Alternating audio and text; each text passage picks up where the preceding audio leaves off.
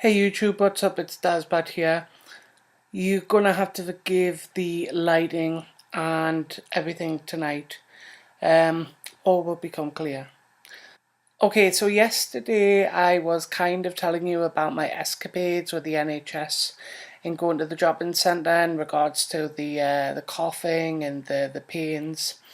Well, believe it or not, there's actually a part two.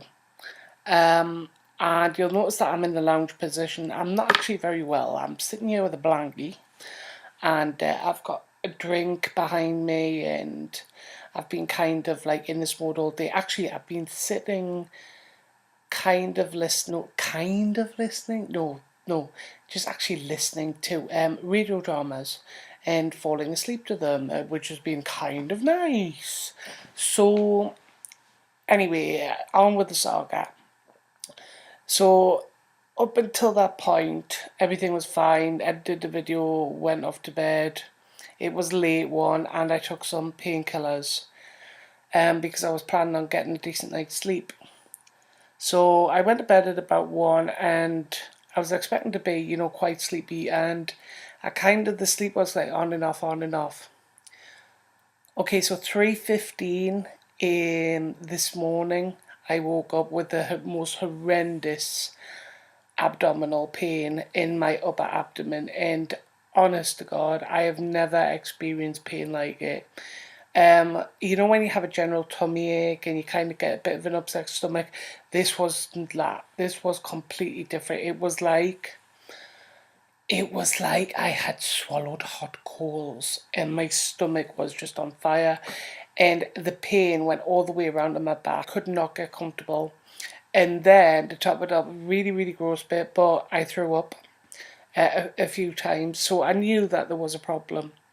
Um, the pain got so bad, it was horrific, that at 4 o'clock I had to call for an ambulance because it was just absolutely absolute agony, and I literally lost all my energy. It was like somebody just zapped me of all my energy. I couldn't move. I couldn't stand up. I was breaking out into a sweat. I was just really feverish. And the paramedics came in, and I really did feel guilty at this point about getting them out, because I was kind of like, is it just in my head? But I think that's partly because of the fact that the drop-in centre kind of put that in my head in the first place and made me feel like I kind of wasted the time. So yeah, they came in and they checked my temperature and checked my blood sugar and asked kind of like what the situation was. So I told them, and they were like, yep, oh yeah, you need to go to hospital. So off we went into the ambulance, and the guy just passed me this tube for the Gasnier. Now, if you've never had Gasnier before, Gasnier is a wonderful experience. It really does. It doesn't completely kill the pain, but it takes the edge off, and it also gives you like this nice sense of well-being, so that you don't really care to the fact of whether you're in pain or not. And imagine like my phone's a tube, and I was like this, just constantly, and it was well needed. And we had a really good chat, with the guys and the paramedics. And one of the things that I was saying yesterday, I'm going to cover this a bit more, which I'll come on to. So anyway, we had this really long chat in the ambulance, and I've got to say, I didn't catch the name of the guys who helped me out. But if in the freakiest of chance you do get to see this vlog to these two paramedics, I just want to give you a massive thanks for what you did. You guys were really, really good. You helped me out massively. You made me feel, at ease. You reassured me constantly because I was really worried.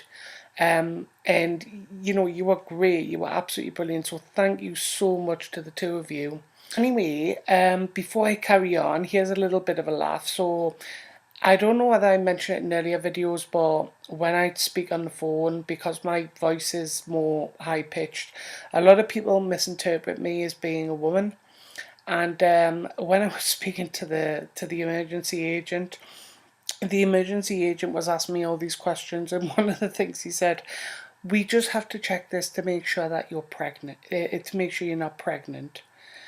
And I was like, "Yeah, well, that's going to be pretty hard because I'm not a female." And he was like, "Oh, okay, right. Thank you very much."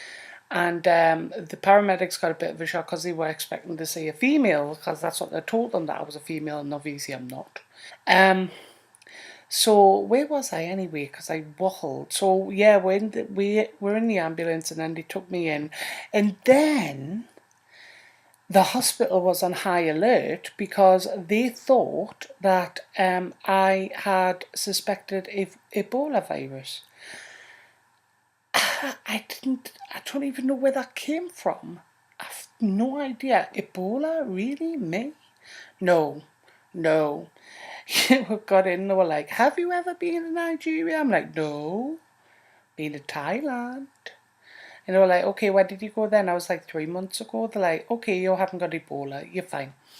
Um, so by this time I got in, and this really nice nurse. At the time I was in so much pain I didn't catch the names of these people. So again, I'm really sorry, but this really nice nurse, started talking to me, and she was asking, and I told her about all the symptoms and everything, and she really made me feel a lot better in myself. I mean, not like as in the pain, but just generally a lot better.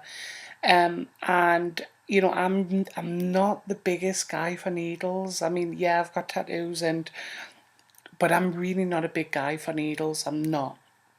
And she had to put a needle in my arm. You'll not be able to see it in this light, but she put this needle in my arm, and it's a bit tethered out, starting to bruise up. Um, so she put the needle. She was going to put the needle in, and I'm like, I don't do needles. And she was like, "Do you have tattoos?" I was like, "Yeah." And she went, "I can't understand why people who get tattoos cannot deal with needles." And I says, "Well, I'll tell you, because when we get a tattoo, we know exactly what it's going to be like. It's going to feel like you're being scratched.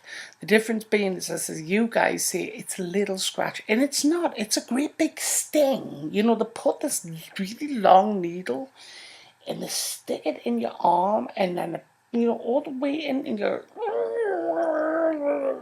trying to be like the bravest you can."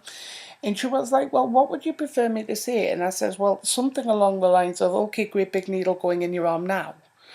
So she was like busy talking away to me, and then all of a sudden she was like, "Okay, great big needle going in your arm now." And I was like, "Oh my God, that hurts so much."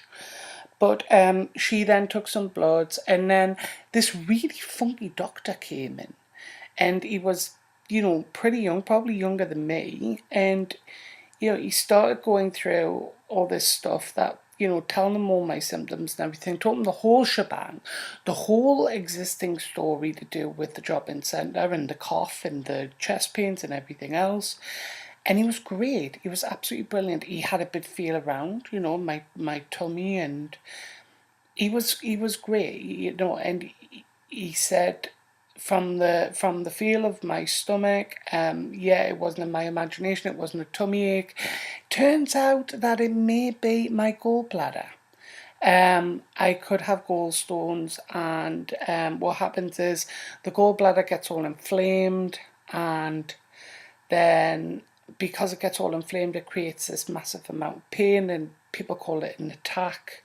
And when you get this really bad attack, literally it leaves you defenseless. Literally, you cannot do anything. You'll just crumble. You would just crumble. If I wasn't lying on the bed, I would have just collapsed.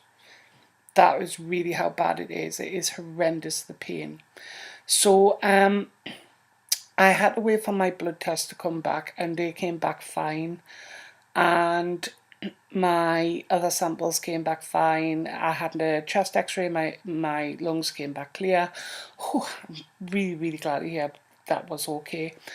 So he said you've got really good lung capacity, really glad to hear you don't smoke, kind of like all that. He says generally fitting well, which is good to hear. So when the bloods came back, he was like, okay, you could go home. I was like, even better. Except that I was wearing my pajamas and my huge, which they're over there, I'll have to show you them sometime, but my huge monster feet slippers, they're like massive. And I was the talk of the entire hospital while I was wearing these monster feet slippers and walking around the corridors in them, which was kind of wacky.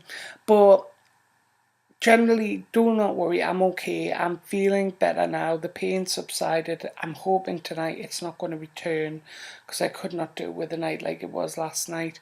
I'm so tired at the same time. It is unreal.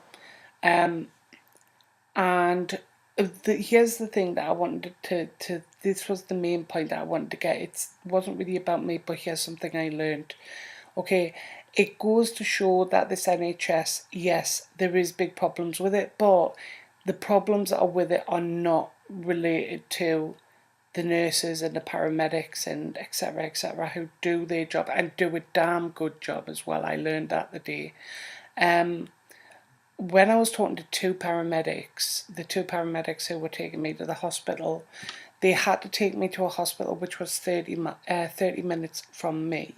Now, can you imagine? Let's just imagine here for a minute that, let's just say that my whatever it was really bad. You know, like it was so bad that it was like, you know, life and death. I mean, potentially there could be life and death, but let's just say, you know, and let's just say again, this bleeding profusely.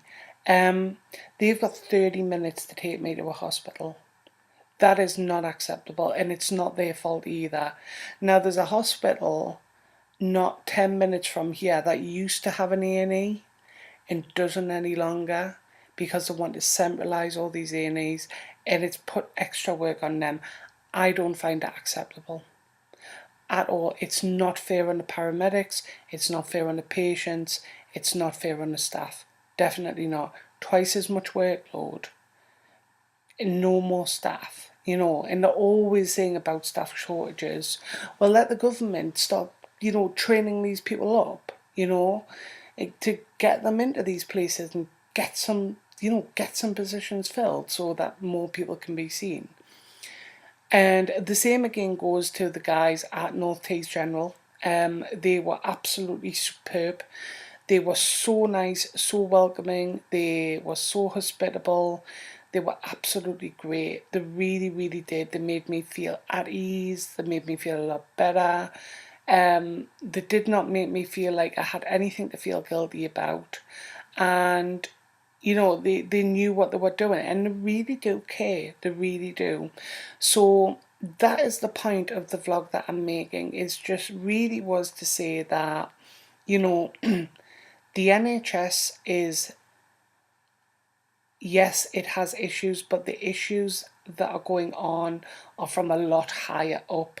It's nothing to do with the ground level staff. Those are the pearls in the crown. It's the muppets above who push paper and think that they know what they're doing and streamlining it and mainstreaming it. It's just making it worse. It really, really is. So I just kind of wanted to give a bit rendition about that. Um, but as I say, do not worry. I'm feeling a lot better. I hopefully should be back on top form tomorrow. Once I've had a decent night's sleep, etc., etc. So I've got another video coming up for a new beverage, so stick around for that. I've got a couple more in the line, which I'm going to share some ideas. I think I'm going to do a bit of an ideas vlog later this week, even though tomorrow's Thursday. And that is everything really that I can think of because I'm just too tired to do anything else. So once again, as always, thank you so much for watching this vlog. I hope that it's, you know, explained a bit more in regards to my part 2 with the NHS, my overall saga with the NHS. Thank you as always for watching. Don't forget that you can subscribe to this channel if you like these videos. Give the video a like. You can find me on Facebook, facebook.com/Dazbat. You can also find me on Twitter, Tumblr and Instagram. Same way it's spelled here. And I will see you all guys on the next video. I need to go to sleep now. Until next time, bye bye now. Bye bye.